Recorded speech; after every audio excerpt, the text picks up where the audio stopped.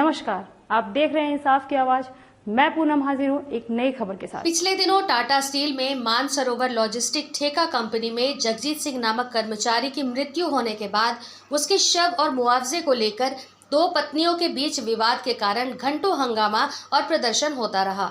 आपको बता दें कि 10 अक्टूबर को परसूडी शंकरपुर के रहने वाले 30 वर्षीय जगदीश सिंह कंपनी में काम करने के लिए सवेरे गए हुए थे। 10:30 बजे उनकी पत्नी सिमरन कौर को तबीयत खराब होने की जानकारी देते हुए कंपनी के अधिकारियों ने टीएमएच पहुंचने कहा, जहां उसके पहुंचने पर डॉक्टर ने मौत हो जाने की सूचना दी। इधर शव को लेने के लिए मृतक के दोनों पत्नियों के बीच विवाद हो गया। जगजीत सिंह 1 वर्ष पूर्व अपनी पहली पत्नी प्रीता कौर को छोड़कर सिमरन कौर से 21 नवंबर 2020 को गोलमुरी नामदा बस्ती स्थित गुरुद्वारे में शादी कर ली थी, जिसके बाद जगजीत अपने छोटे पुत्र को लेकर सिमरन के साथ रहने लगा। सिमरन के अनुसार जगजीत ने उसे अपनी पहली पत्नी की मौत हो जाने की जानकारी दी थी, लेकिन जैसे ही पति की मौत हुई तो पहली पत्नी सामने आ गई और बिना मुआवजे के शव लेने के लिए दावा करने लगी।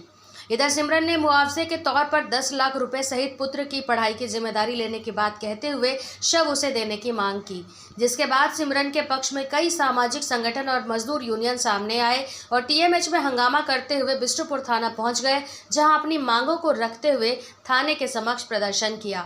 घंटों हाई वोल्टेज ड्रामा के बीच ठेकेदार ने पहली पत्नी को शव सौंप दिया। इसकी जानकारी प्रदर्शन कर रहे लोगों को हुई तो वे लोग दोबारा टीएमएच पहुंचकर ठेकेदार कंपनी के खिलाफ कार्रवाई करने की मांग की। फिलहाल इस मामले को सुलझाने के लिए प्रशासन तीनों पक्षों के बीच वार्ता करने के प्रयास में जुटी हुई है। 11 बजे फोन आता है, इनकी जो पहली पत्नी है उनका आता है कि जब तक हम हैं तो फिर अब कैसे किसी दूसरों को करेंगे। तो हम बोले ये आपका पारिवारिक मैटर है, आप लोग पहले घर पे बात कर लीजिए। बॉडी चाहिए, बॉडी हम लोग थाना वाले को बोल के जिसको बोलिएगा जो पेपर डॉक्यूमेंट लेगा उनको हैंड ओवर करा देंगे। सुबह बाबू का फोन भी आया था इनका चिट्ठी दिए आने के बाद, तो बोला बात हुआ है, उन लोगों को भी बुला लेते हैं सामने बात। तो उन लोगों को फोन करके बोले कि आप आ जाइए, अपना जो बॉडी वॉडी है हैंड ओवर करना है, पेपर डॉक्यूमेंट दिखाइए, अपना बॉडी हैंड ओवर ले लिए।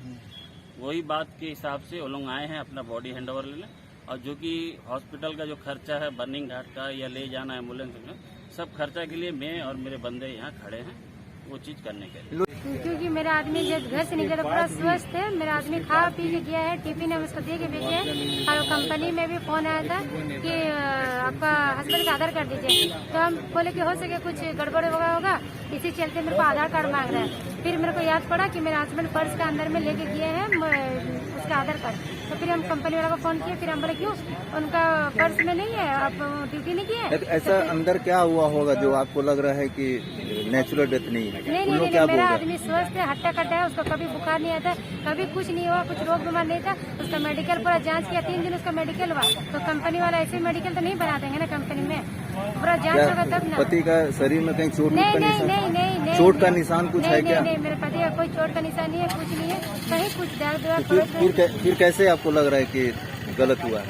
वहाँ कुछ ना कुछ तो हुआ होगा मेरे पति को, बस वो लोग बोला कि सीने में जलन है और पानी पिए, बस उसी से उसका मौत हो गया। आप बोल रहे हैं कि शरीर में चोट भी नहीं है, तो फिर मौत कैसी हुई होगी? वो तो वही बता सकते हैं, क्योंकि यहाँ से तो हम उसको स्वस्थ भेजे थे, हट्टा कट्टा मेरा आदमी था, खा पी के गए थे, टिफिन लेके गए थे और वहाँ से मेरे को डेड बॉडी भेजा। मतलब आपको लग रहा है कि कुछ ना हुआ? हाँ। ठीक है, अभी आप क्या मांग कर रहे हैं? हम मुआवजा के लिए बोल रहे हैं, तो मुआवजा देने के लिए लोग तैयार नहीं है। कितना दे रहे हैं? तैयार है? हम तो 10 लाख रुपया मांगे हैं, वो लोग 1 लाख रुपया बोला है।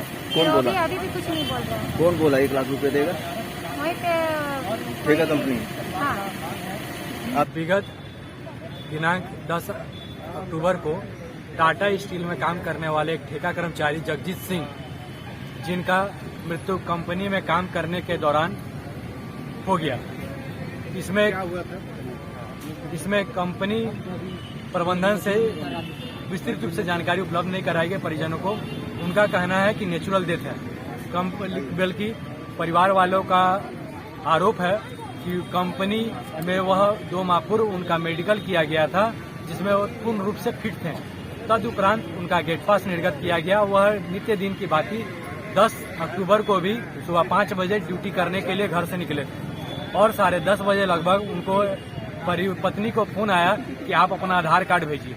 जब आधार कार्ड भेजने के बाद फिर दूसरे नंबर से फोन आता है कि आपके पति का तबीयत अचानक खराब हो गया, आप टीएमएच पहुंचिए। जब वह महिला टीएमएच पहुंचती है तो पता चलता है कि डॉक्टर ने उसके पति को मृत घोषित कर दिया है। यह सुनकर उसके परिवार वाले पूरे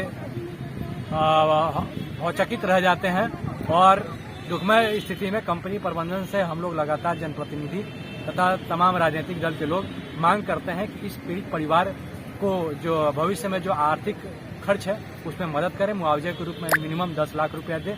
जो 9 साल का बच्चा है उसका शिक्षा तथा इस जो विधवा को आर्थिक रूप से मदद मिलता है वो हम लोग सहयोग करने के लिए प्रयास कर रहे हैं। और कंपनी प्रबंधन अब तक केवल 1 लाख रुपया देने पे तैयार हुई है, जो उसके मंशा को गलत ढंग से प्रदर्शित करती है।